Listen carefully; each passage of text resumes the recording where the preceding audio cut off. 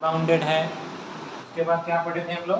Bounded है, unbounded है। उसके बाद लिमिट फाइंड यूनिकनेस कैसे चेक करना है, कन्वर्जेंट है डाइवर्जेंट है कैसे चेक करना है ना, ये सीक्वेंस में पढ़े थे। उसके बाद क्या पढ़े थे हम लोग?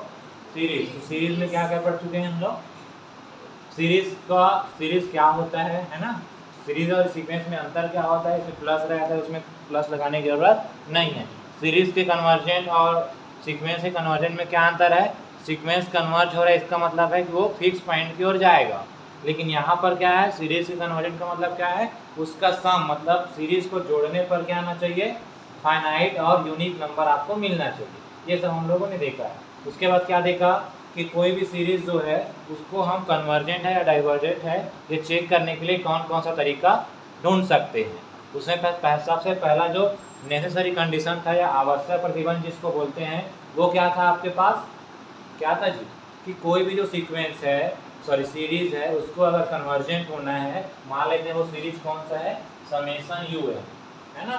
समेशन UN का मतलब क्या हुआ, U1 प्लस U2 प्लस ऐसा।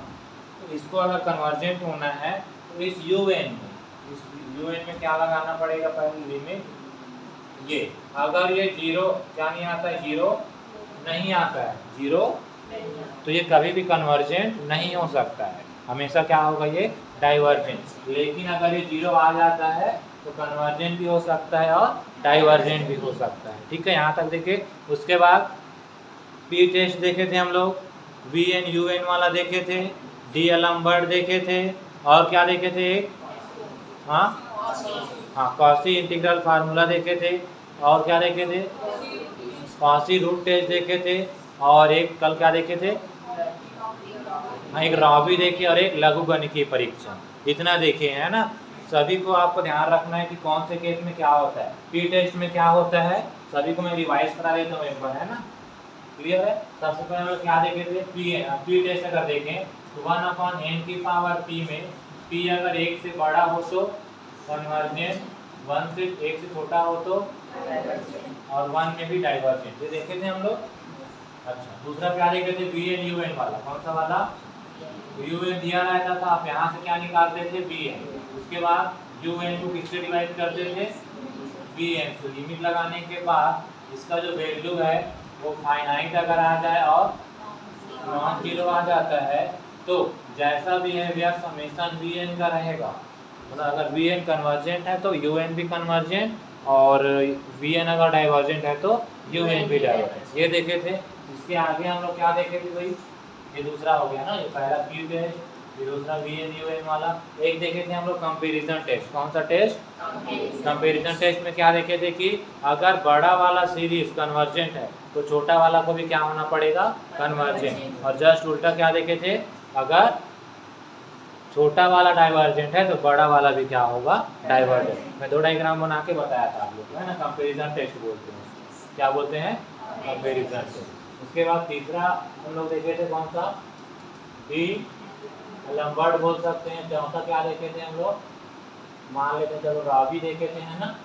एक और क्या देखे थे, Cauchy integral formula, Cauchy root test देखे थे, रूट टेस्ट देखे थे, और उसके बाद लॉगरिथमिक टेस्ट देखे थे, है ना।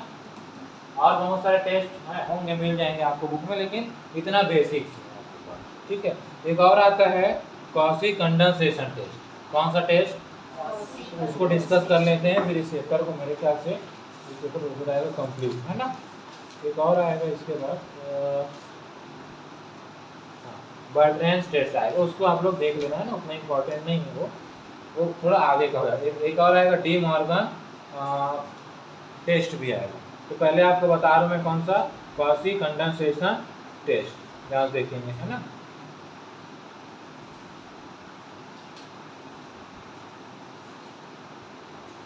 टू की पावर m भी ले सकते हैं, m की पावर भी ले सकते हैं इसमें। चलिए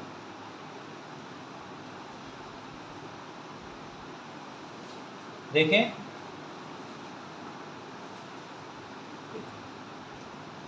कौन सा टेस्ट है, कॉशी का कंडेंसेशन टेस्ट, है ना।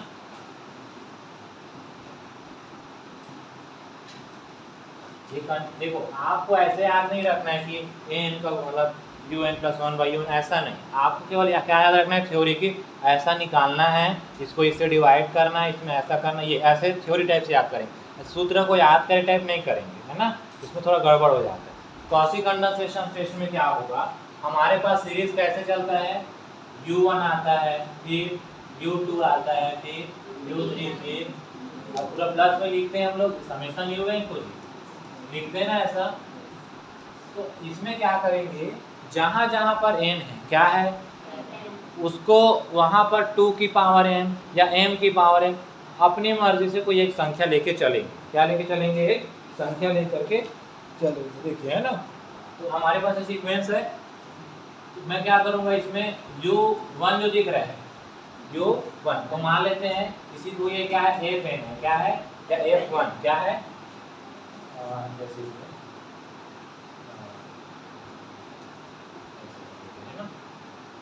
1 2 3 4 जो जितना भी दिख रहा है, उसके जगह हम लोग क्या रखेंगे, सबको चेंज करके सभी के जगह में 1 जो दिख रहा है वहाँ पर रखेंगे m, दूसरे में रखेंगे m², ऐसा मतलब यहाँ रखेंगे um plus um² plus um3, ऐसा, और सभी में जितना चेंज कर उतने का स्क्वायर कर, मतलब मल्टीप्लाई कर, ऐसा। तो ये जो सीरीज है और ये जो सीरीज है, दोनों एक साथ कन्वर्जेंट और डाइवर्जेंट होता है।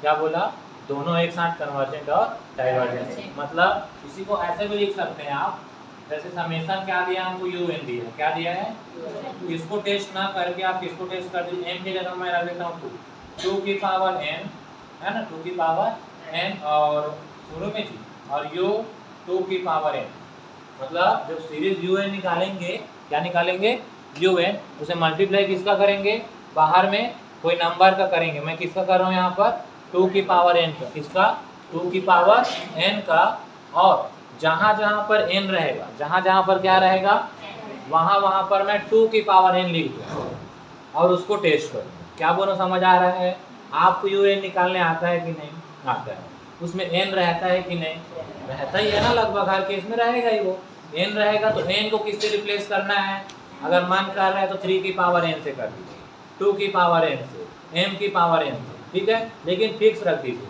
किसी क्वेश्चन में आप मतलब जो आपको ठीक लगता है वो रखेंगे। तो मेन आप किससे काम करेंगे, 2 की पावर n से, किससे, तो un आप निकालेंगे, n के जगह हम क्या रखेंगे, 2 की पावर n, और जो आप चेंज कर रहे हैं वही उसी को बाहर में मल्टीप्लाई करना है, और उसको लेकर के आपको टेस्ट करना है कि जो हम नया बनाए हैं वो कन्वर्जेंट है या डाइवर्जेंट। कन्वर्जेंट हुआ तो क्वेश्चन भी कन्वर्जेंट, और डाइवर्जेंट हुआ तो क्वेश्चन भी डाइवर्जेंट। एक क्वेश्चन लेता हूँ तब समझ आएगा, है ना, क्वेश्चन ले लें।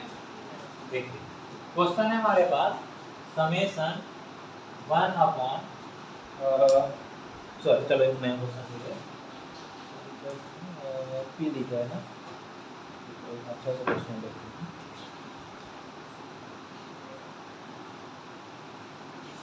एक ही क्वेश्चन दिया इसमें, चलो उसी के लिए देते हैं।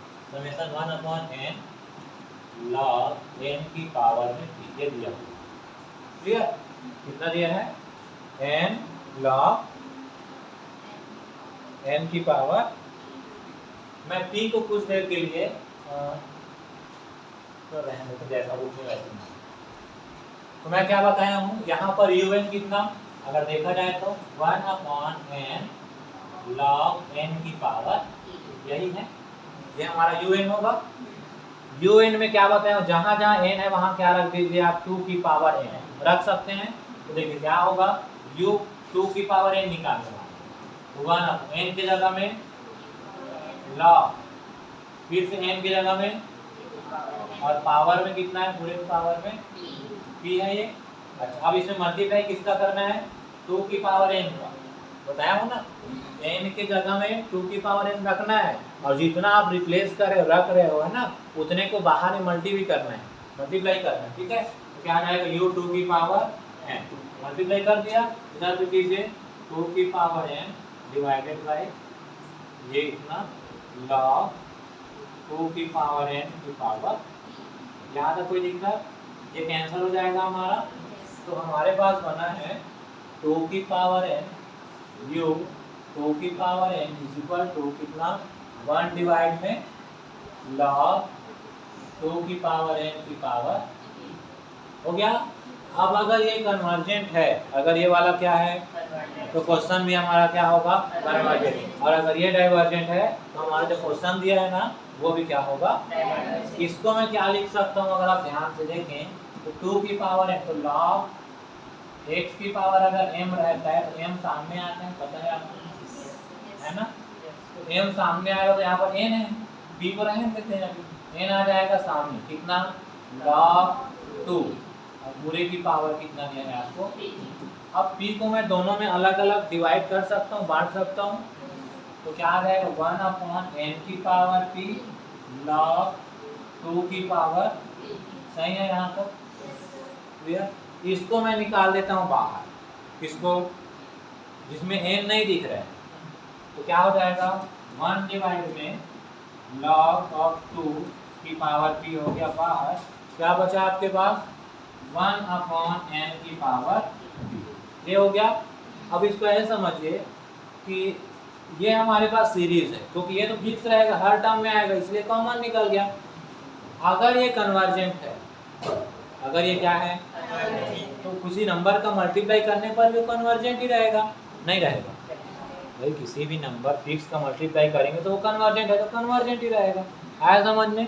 तो मैं क्या करूँगा, इसको बस टेस्ट करूँगा, इसको, ये तो कांस्टेंट है। ऐसे ऐसा समझिए कि कोई सीरीज है उसमें पूरे टर्म को जोड़ दिए, किसको पूरे टर्म को जोड़ दिए, मान लो है 100, कितना आ गया, अब उसमें कोई फाइनाइट नंबर का मल्टीप्लाई करो तो ये तो वही दिख रहा है ना। अगर देखा जाए तो ये क्या दिख रहा है आपका, समेशन 1 कितना है log 2 की पावर p इंटू 1/n की पावर, यही बना हमारा क्वेश्चन। अगर मैं इसको बाहर निकालूं तो कैसा दिखेगा, log 2 की पावर p समेशन 1/n की पावर।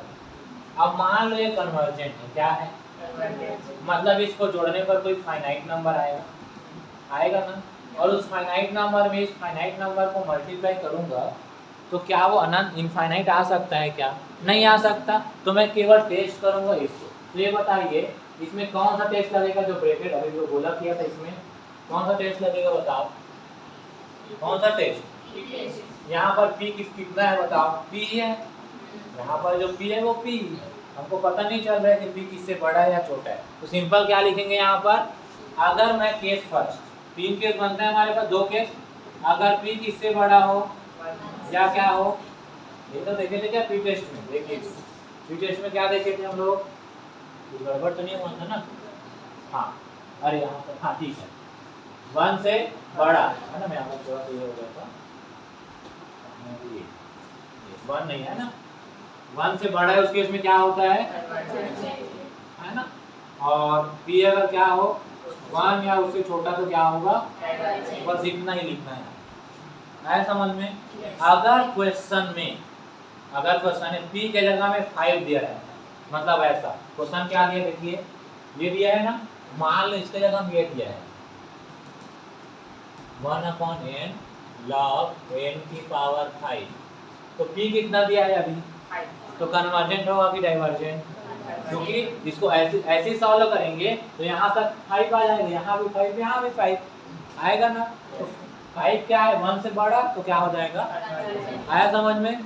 तो हम कौन सा टेस्ट लगाएंगे, p टेस्ट यहाँ पर। लेकिन ओवरऑल कौन सा टेस्ट लगा इसमें, कंडेंसेशन टेस्ट। कौन सा टेस्ट, आया समझ में। क्या करना है, नोट कीजिए कहाँ से है, इसको पहले नोट कर लीजिए, उसके बाद आगे। ये कर लिए क्या नोट, कर लो फिर आगे करेंगे, है ना।